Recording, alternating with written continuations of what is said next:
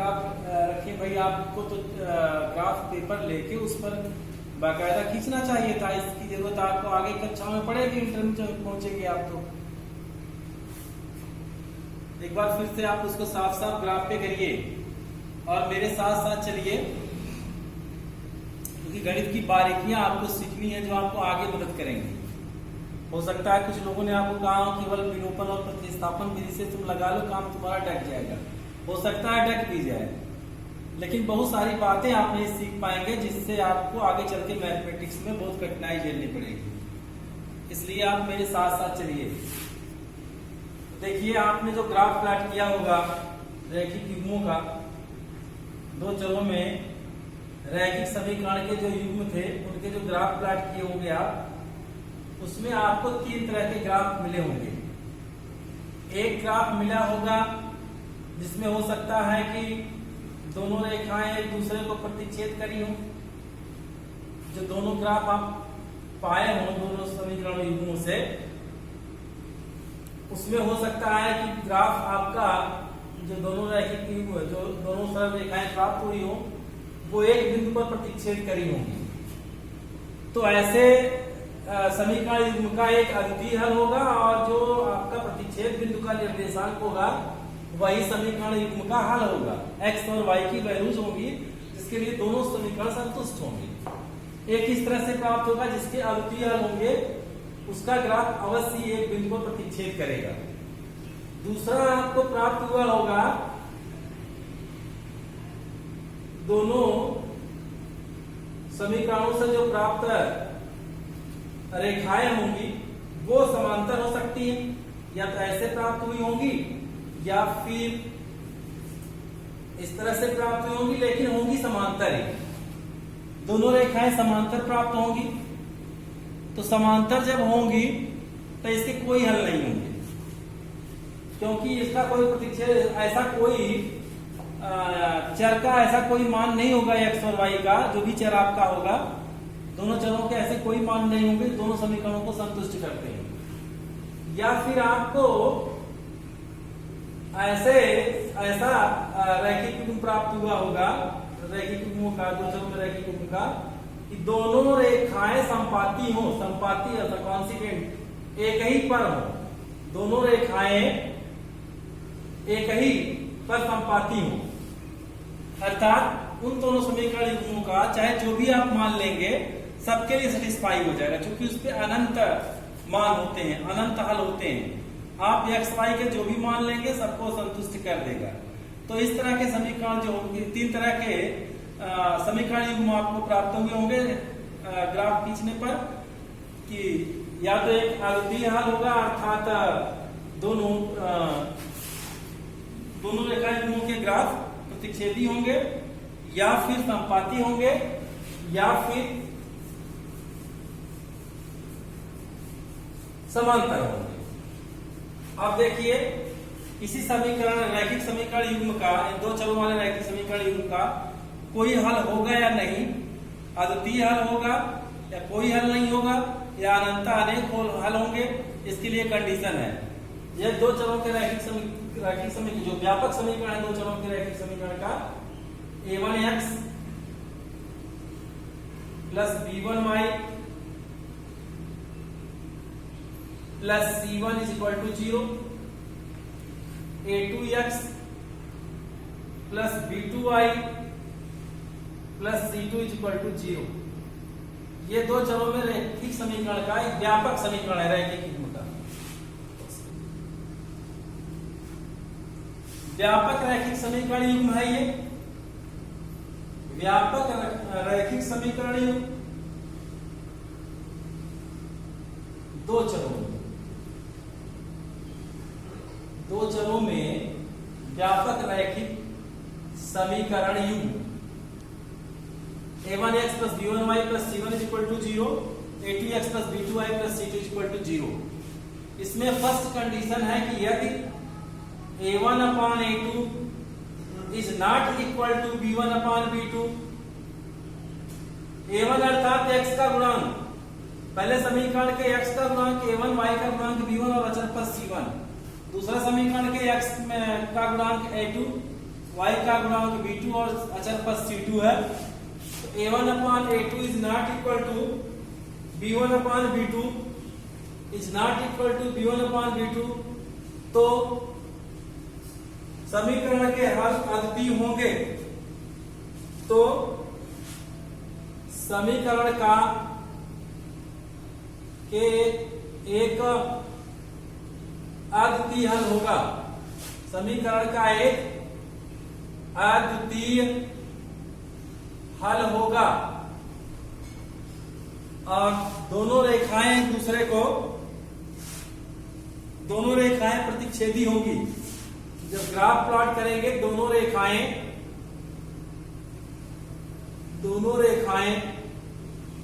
प्रतिच्छेदी होंगी। अब आप बता सकते हैं कि इसका हल अद्वितीय है कि नहीं है, संगत है कि असंगत है, ये बता सकते हैं बिना ग्राफ खींचे, बिना हल किए आप बता सकते हैं। लेकिन जब आपको हल करना होगा तो ग्राफ प्लॉट करना होगा या फिर आप दूसरी विधियों से हल करेंगे, लेकिन यहाँ आपको ग्राफिक विधि से ही हल करना है। दूसरी कंडीशन है a1/a2 is equal to b1/b2 is equal to c1/c2।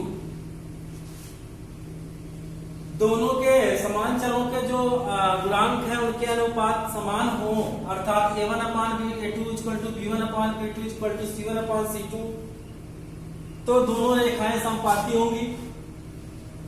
तो दोनों रेखाएं समपाती होंगी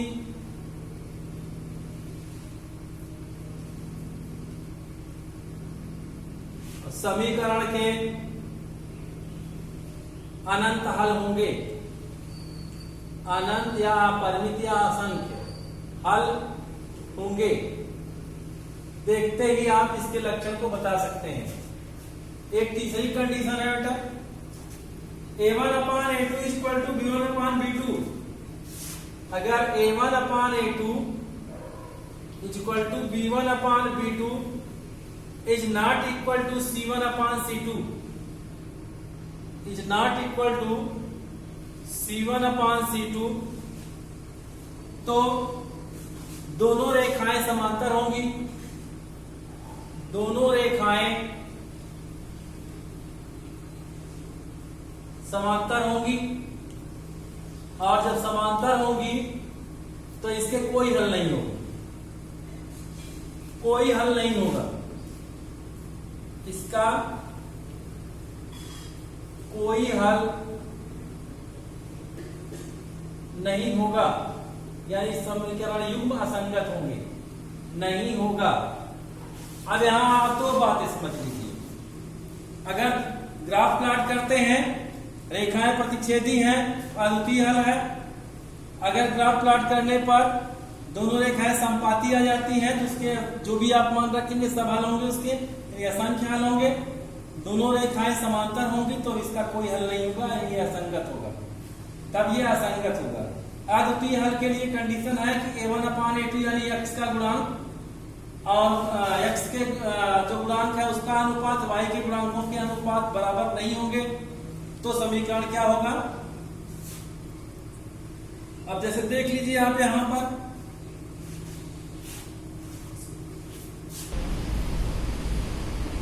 अब जैसे कुछ एग्जांपल्स आप देखें, x plus Y equal to 5 तथा x minus Y equal to 3, x plus Y equal to 5 तथा x minus Y equal to 3। अब इसके मान संगत होंगे कि असंगत होंगे, इसके लिए कैसे तुलना करेंगे। यहाँ x का गुणांक कुछ नहीं है तो 1 माना जाएगा, यहाँ भी 1, यानी a1/a2 इक्वल टू 1/1 अर्थात 1। और b1/b2 जो होगा, b1 यहाँ हो गया 1 और b2 हो गया -1 इज इक्वल टू -1। अब देखो भैया 1 क्या 1 is equal to -1? No, 1 is not equal to -1। So a1/a2 is not equal to b1/b2। a1/a2 is not equal to b1/b2। जब ये बराबर नहीं है तो इसके मान संगत होंगे। अब अगर इसके आप ग्राफ प्लॉट करेंगे तो वो ग्राफ अवश्य ही प्रतिच्छेद करेंगे। जैसे आप देख लो अगर हम समीकरण 1 से प्राप्त करें x बराबर 5 माइनस वाई,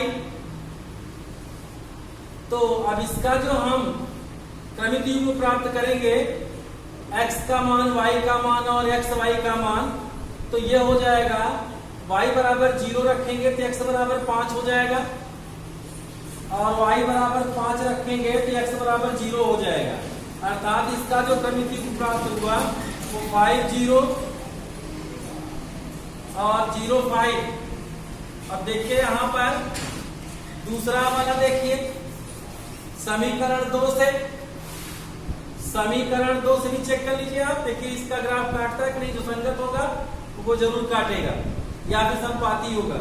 x बराबर 3 प्लस वाई, तो अब यहाँ पर देखिए इसका क्रमिक युग्म जो हम प्राप्त करते हैं x और y और x y, y equal to -3 लिखते हैं, y इक्वल टू 0 लिखते हैं तो ये 3 आता है और y इक्वल टू -3 ले लेते हैं तो ये 3 आता है, हाँ 3 आता है।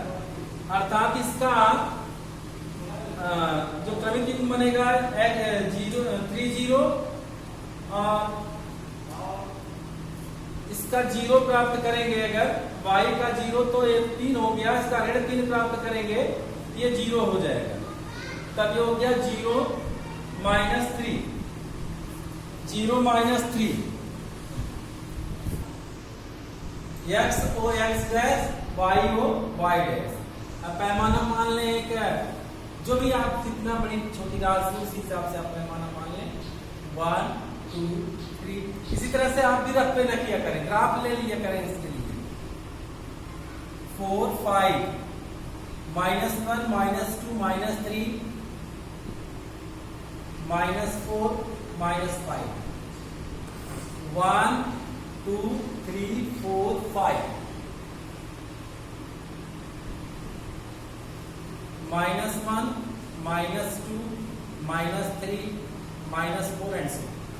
अब देखिए आपका जो पहला बिंदु है वो है 3 0, पहला 5 0, 5 0 मतलब ये हो गया, और दूसरा बिंदु है 0 5 अर्थात ये हो गया, ये है 5 0 और ये है 0 5। अब इसको मिला के जो रेखा खींचेंगे आपको ये हो जाएगी,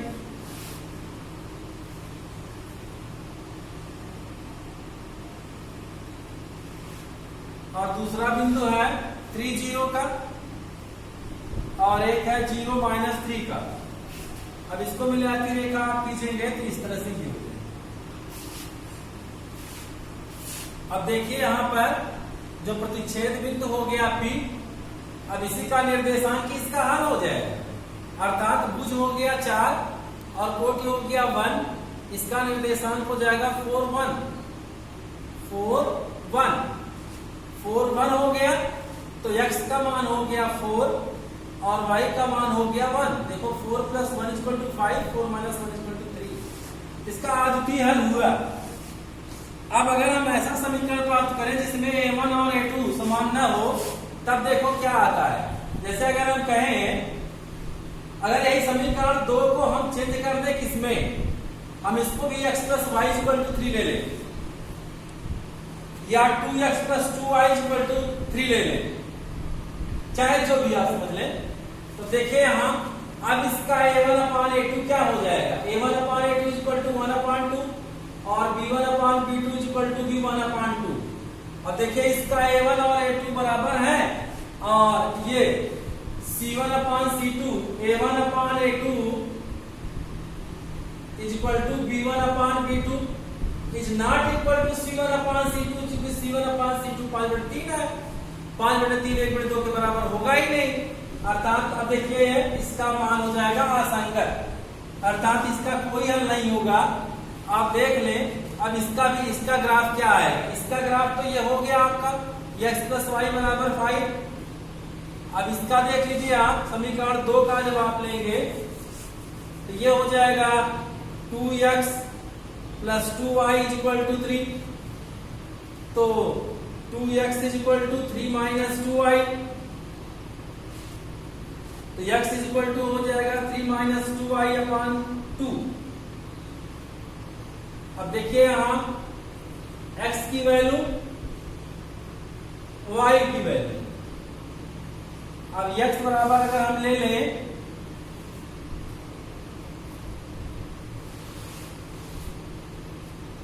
y का मान अगर हम ले लें 1,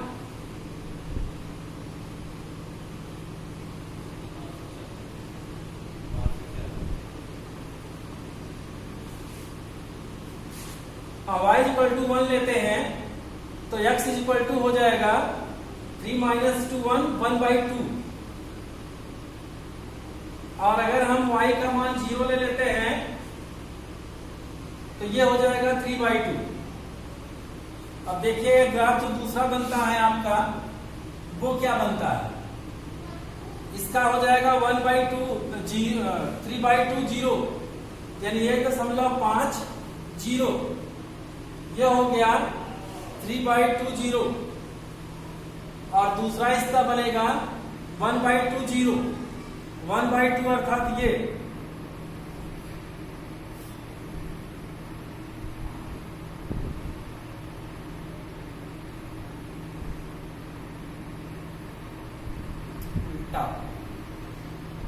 अब पहला बिंदु इसका जो बनेगा 1/2 3/2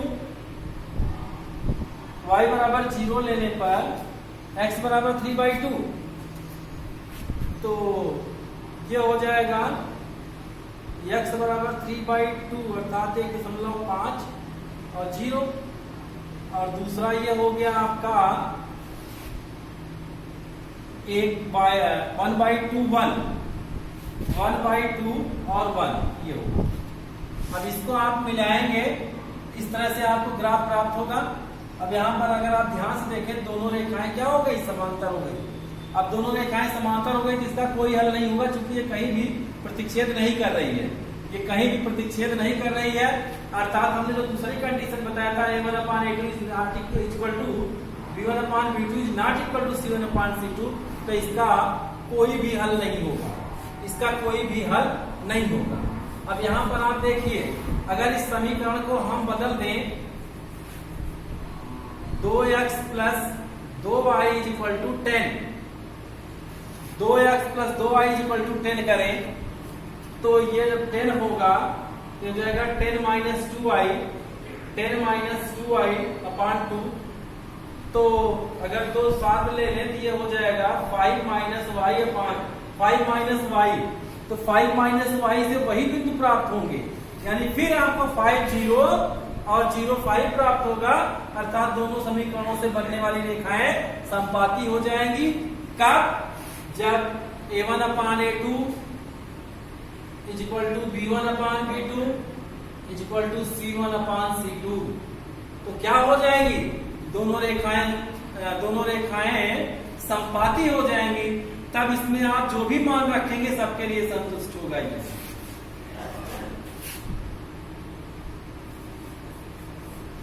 तो इस तरह से आप देख करके बता सकते हैं कि किसके मान संगत होंगे, किसके असंगत होंगे, और किस रैखिक युग्म का अद्वितीय हल होगा। तो ग्राफ से भी प्लॉट कर सकते हैं, ग्राफ से प्लॉट करके कर सकते हैं। अब आपको 3.2 का जो हमने फोटो भेजा था हमारे पास भेजिए, अब इसके सभी सवाल आपको लग जाने चाहिए, जो नया है फिर उसके बाद तब पूछिए। अब मेरे साथ साथ आप लोग चलिए, देख रहे हैं कि आप लोग गहराई में नहीं जा रहे हैं, किसी भी विधि से सवाल लगा रहे हैं खाली। अब बाकी अब विलोपन और प्रतिस्थापन तो आप कक्षा 8 में पढ़े हैं, अब देख लेंगे, फिर बज्रगुणन आपको बता दिया जाएगा। ये दो बातें बतानी थी बहुत जरूरी, जो आपको आगे कक्षाओं में काम करेंगी। That's all.